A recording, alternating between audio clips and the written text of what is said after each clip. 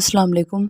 آج جو واقعہ میں آپ لوگوں کے ساتھ شیئر کرنے جا رہی ہوں وہ میری بیسٹ فرینڈ کے ساتھ پیش آیا تھا۔ آج سے تقریباً 3 سال پہلے کی بات ہے۔ ہم میٹرک میں ہوا کرتے تھے، تو ہمیں ٹیچرز نے فری کر دیا تھا کیونکہ ہمارے ایگزامز ہونے والے تھے۔ جون جولائی کا ٹائم تھا، گرمیاں سخت ہوا کرتی تھیں۔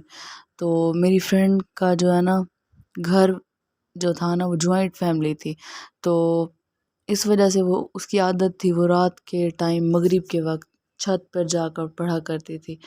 تو ایک بار یوں ہوا کہ وہ چھت پہ پڑھنے گئی، مغرب کا وقت تھا اور 2-3 گھنٹے گزر گئے، وہ واپس نہیں آئی۔ تو اس کی امی کو تشویش ہوئی، وہ اوپر گئیں اسے دیکھنے کے لیے۔ وہ دیکھتی ہیں تو وہ ایک کونے میں بیٹھی ہوئی ہے اور اس کا فیس جو ہے نا آسمان کی طرف ہے اور اس کی آنکھیں بھی اوپر ایسے جمی ہوئی ہیں آسمان کی طرف، اور وہ بالکل ہل جل نہیں رہی۔ تو اس کی امی نے اسے آوازیں دیں لیکن اسے سنائی ہی نہیں دیا، اس نے دیکھا ہی نہیں ان کی طرف۔ تو اس کی امی اس کے قریب گئیں اور اسے ہاتھ سے ہلا کے کہا کہ بیٹا بہت دیر ہو گئی ہے، اب نیچے آ جاؤ آپ۔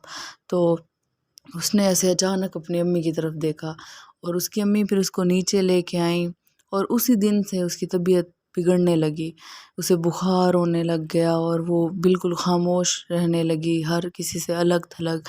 حالانکہ اس سے پہلے وہ بہت خوش مزاج لڑکی تھی، ہر کسی سے گھلنا ملنا بات کرنا، لیکن اس واقعے کے بعد سے وہ بہت الگ تھلگ رہنے لگی۔ تو اس بات سے اس کے گھر والے بہت پریشان ہوئے کہ آخر کیا ہو گیا ہے اس کو۔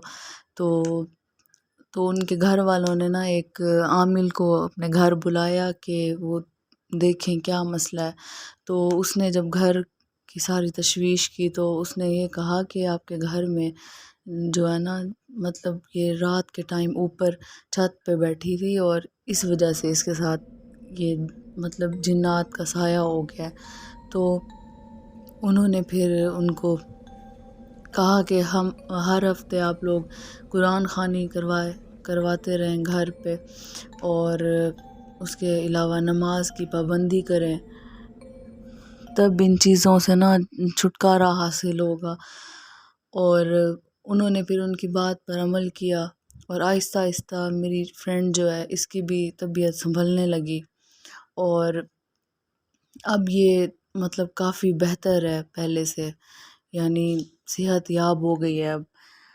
تو میرا یہ واقعہ آپ لوگوں کے ساتھ شیئر کرنے کا یہی مقصد تھا کہ ہم نے اپنے بزرگوں سے بھی سنا ہوگا کہ رات کے ٹائم یعنی مغرب کے وقت ہمیں چھت پر اکیلے نہیں جانا چاہیے کیونکہ اس وقت جنات ہوتے ہیں۔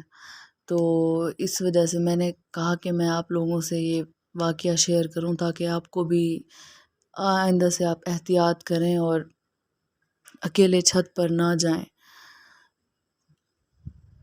یہ آج کی کہانی تھی۔ مجھے سننے کے لیے شکریہ۔ اللہ حافظ۔